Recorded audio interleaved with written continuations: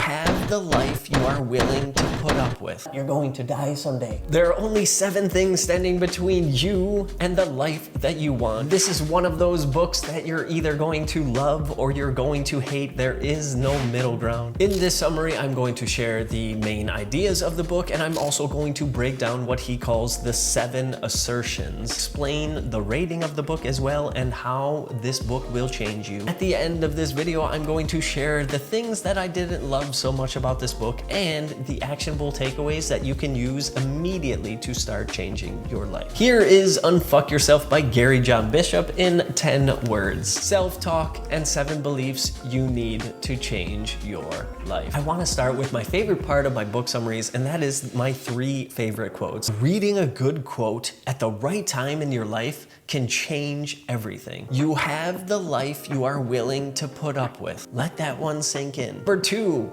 you change your life by doing, not thinking about doing. I spent a lot of time thinking about what I was going to do, or even fantasizing that it was already done and I had already made it, but then I forgot to do the doing. And number 3, remember everything is solvable, and if you can't see a solution, it only means you haven't worked it out yet. Here are the 5 key ideas from the book that will change the way you think. Number 1, your self-talk is absolutely destroying you. If you're in a bad spot, it starts with your self-talk. Number 2, you have to be willing to risk it, to step into the unknown, to embrace uncertainty, and at the same time, you have to be unwilling to accept your circumstances the way they are if you are unhappy. Number 3, and this might be one of the most powerful, simple ones of all time, change expectations to appreciation. All our unhappiness is caused by the gap between our expectations and reality. Stop expecting,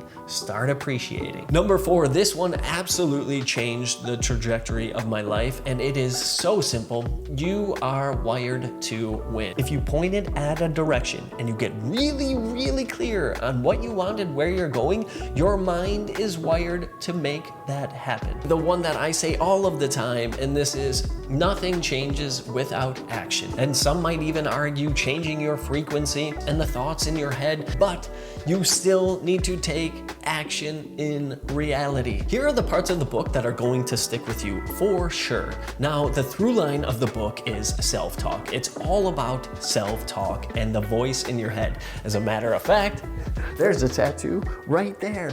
It's all in your head. As soon as you realize that the entire world exists right here in this little noggin, then you can look at everything differently and you can start to take control of your life. Now, the 7 assertions. Number 1, I like to look at it as a question. Am I willing? Am I willing to put up with this anymore? Am I willing to go to the gym? Am I willing to do what it takes to actually succeed? Is this the life I am willing to put up with? Everything that you have is everything that you have accepted as okay. Sometimes our mind is like the equivalent of a funhouse mirror, distorting and contorting and blurring our lives and our potential. Our mind is our perception, and the self-talk is like the filter, and everything that goes on in our head, and we filter it through this lens, and it always gets distorted. Number 2, you are winning at the life you have. Your brain wants you to win. As much as you don't believe that, really deep down underneath in your subconscious, your mind is wired to win. It wants you to win. Number 3, I've got a lot of tattoos on my body, and this is another one. I've got this. Most of us look out at the world and we're like, oh, I have so many problems. My problems are the worst. And in reality, your problems are not unique. Everyone suffers or has or deals with the same kind of problems. Health, money, relationships, whatever problems you face, you have made it this far in life. You truly got this. Number 4, this one comes up in every single self-improvement book. Uncertainty equals growth. You must go into the unknown if you want to grow. There is no other way. If you do the uncomfortable thing that you're thinking about, that you believe and convince yourself is so difficult, you're going to do it and realize that 1, it probably wasn't as difficult as you thought it was going to be, and 2, fuck yeah, You did it. And that's awesome. And number 5, this one is very similar to number 4, and it is you don't change your thoughts, you change what you do. The only difference between you and the person who's living the life you want is that they are doing it. They've built that life.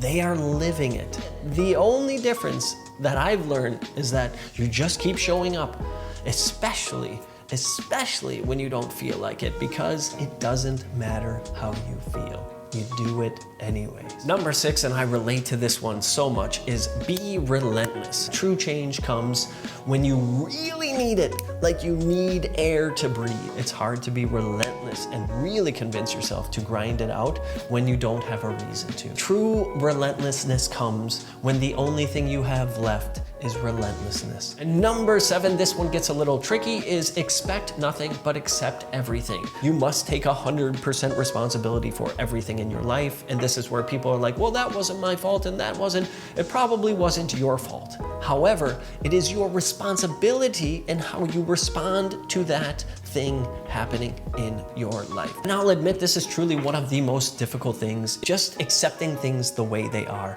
We so often expect things to happen a certain way. That is really where unhappiness comes from, is that we have expectations about how the world should be, how people should behave, what they should do, what they should say. And it's in that gap between what we expect and what reality delivers back to us that we feel unhappiness. I've been thinking this a lot lately, like who are we to expect something from reality in the world and the universe? Like who are we to change things and make them a certain way? That's not our job. In case you forgot, you're going to die someday. 80 to 90% of all self-help books touch on in some form or fashion is that you are going to die. You're not going to be here for very long. Your time is running out, so just go do it anyways. It doesn't matter. You need to start just doing the thing, get out of your head and into your life. Here's the rating of the book. I actually rated this one quite high and I gave it a 4 stars.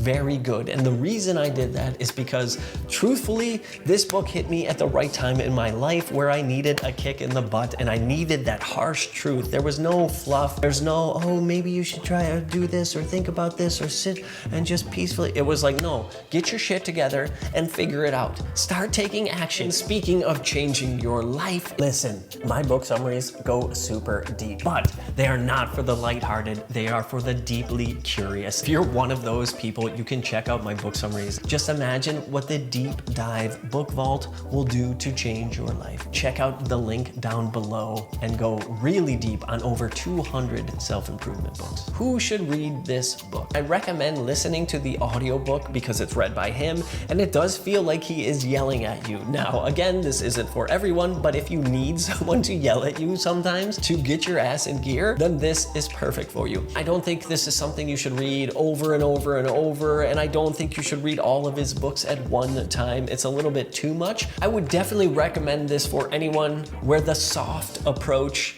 in self-help hasn't worked. The kind of visualization, the manifestation, I do believe it starts with some of your thoughts, but that also doesn't work for everyone. So if that hasn't worked, get into this. Unfuck Yourself by Gary John Bishop and get a kick in the ass to get going. And if you do that, you'll understand right away that you're the problem.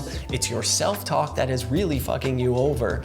And you can change everything by taking the right action. Now, for my contrarian takes, my favorite part of the book summaries, the things about the book that I didn't like. Number 1, what if Gary John Bishop is too intense? It does feel at times like he is yelling at you and you're like, I'm trying, I tried to change my life, it's not working. And he's like, just do it, figure it out. What's wrong with you? It's all in your head. Stop thinking that way. Start doing the right things. In fact, at the end of the book, that's one of the things that he closes up with is very simply, stop doing the shit that's hurting you and start doing the things that are good for you. And that leads me to point number 2. Telling people to stop and start isn't working. We need to understand this. We just keep telling people, okay, stop doing this, and then you start doing this.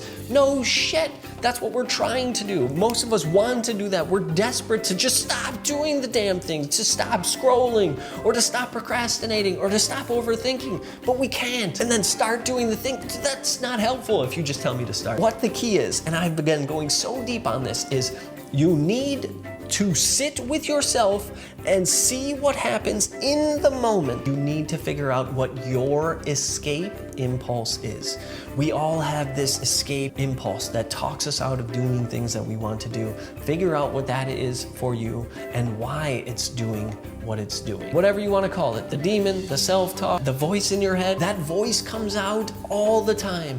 When it tells you to eat the unhealthy meal, when it tells you, oh, you don't have to go for a run, when it tells you, oh, it's her fault that she did that, or it's his fault that they did that, or they should have done this. You need to figure out what it is for you. It's very specific for each person before you stop or before you start anything. And number 3, saving the best for last, is this.